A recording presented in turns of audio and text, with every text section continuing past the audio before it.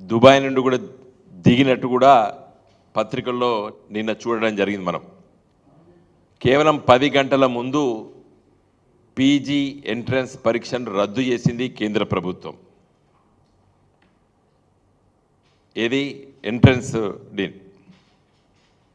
చాలామంది విద్యార్థులు పరీక్షకు ప్రిపేర్ అయి రాయడానికి వచ్చిన వాళ్ళు విపరీతమైనటువంటి ఖర్చులు పెట్టుకున్నారు. ఎందుకంటే సెంటర్స్ దూరంగా ఉన్నాయి, తల్లిదండ్రులు తీసుకురావడము, వాళ్ళని హోటల్లో ఉండడము,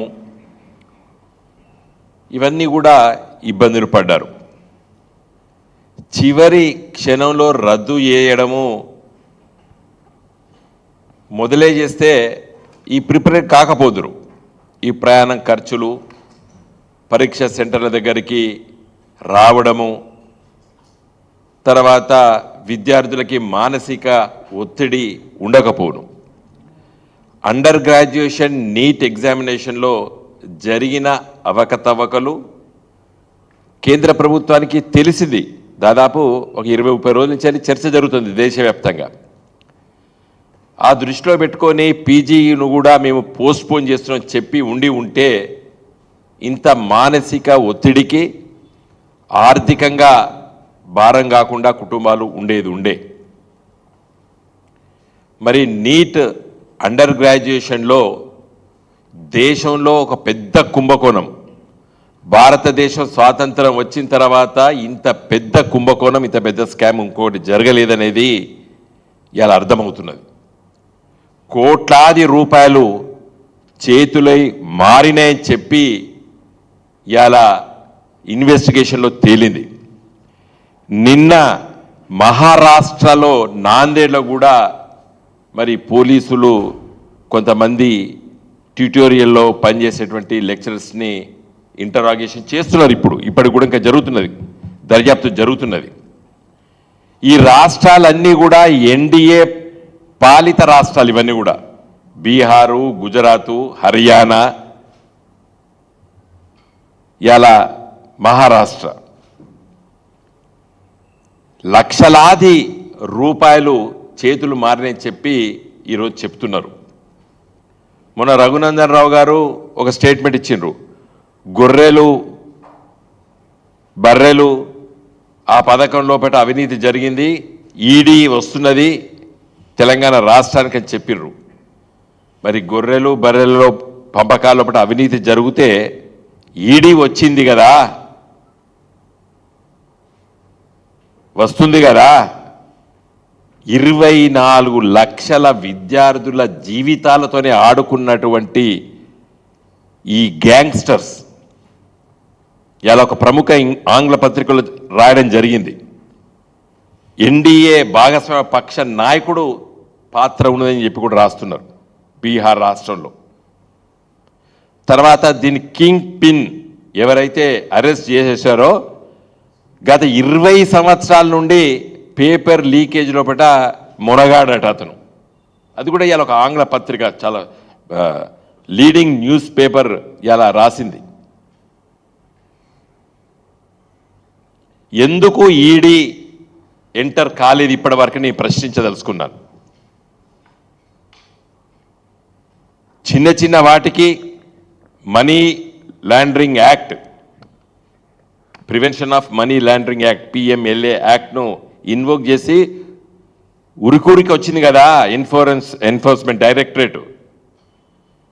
ఇలా ఎందుకు రావడం లేదు అని ఇలా ఉదయం పూట సుప్రీంకోర్టులో పిటిషన్ వేసారు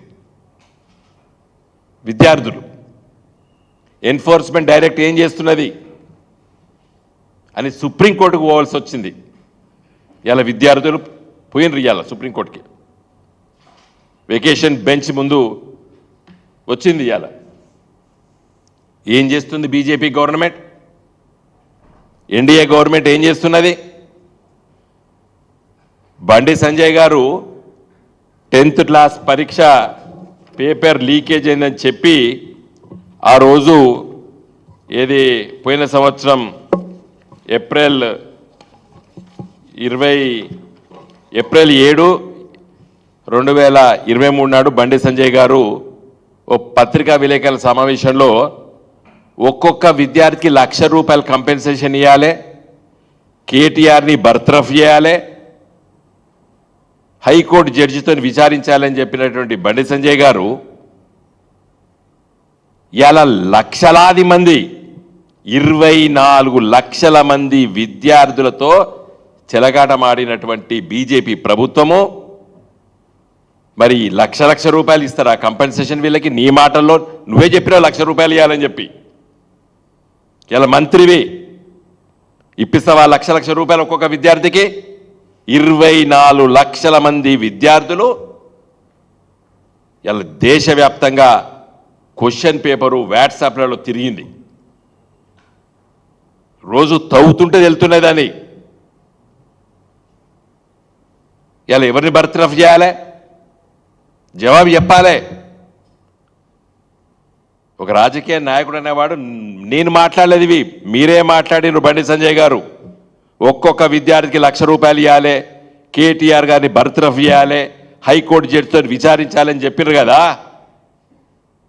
ఇవాళ మరి నీట్ పరీక్షలో 24 లక్షల మంది విద్యార్థులతో చెలగాటమాడినరే. మరి వాళ్ళకు ఒక్కొక్కరికి ఎంత కంపెన్సేషన్ ఇస్తారు? ఎవరిని బర్తరఫ్ చేస్తారు?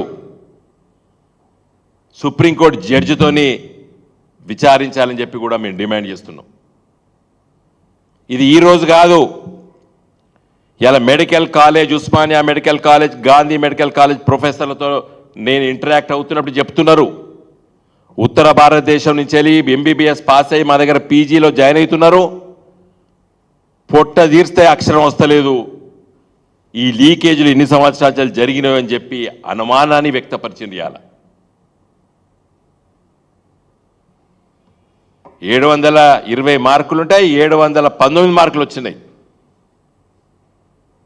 మరి మోడీ గారు ఏం పరిపాలన? 10 సంవత్సరాల పరిపాలన అంటే ఈ పరిపాలన జరిగింది. ఇవాళ మరి సుప్రీంకోర్టులో ఈడీ ఏమని చెప్పి విద్యార్థులు కోరుతున్నారు. కోట్లాది రూపాయలు ఇలా చేతులు మారినాయి దేశవ్యాప్తంగా.